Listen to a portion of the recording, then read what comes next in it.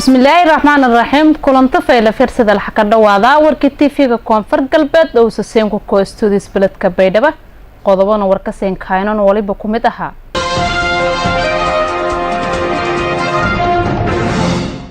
wafduusa hoggaamiye wasiirka dastuurka ee dawladda federaalka Soomaaliya oo yogeeka hadiran magaalada Baydhabo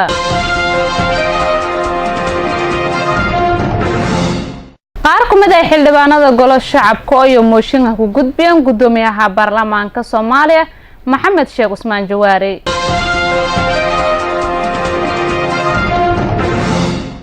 kulan lagu ka hadlayay xaalado ammaanka ee gobolka Gedo oo la ka qowday magaalada Garbaxare ee xarunta gobolkaas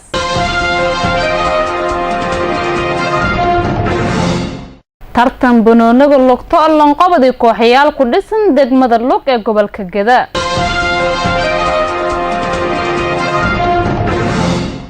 ciidamada nabad sugidda ee galmudug oo howlgalo ku soo biyaan deegaano hoos koyo magaalada Cadaada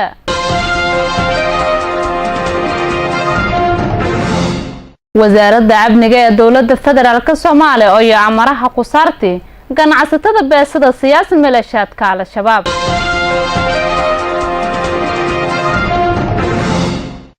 saas oo kale warkaan waliba aysan ka fiirsado doontana xubinta isboortiska akhbaaraadka banaankan waliba ku mid aha madaxweynaha Mareykanka Donald Trump oo shaqada ku buray hogayaha arrimo dibadda ee Mareykanka antaas waliba hayana qodobada warkanka door karoon haddana ha ka dhawaada warkii oo shalbasan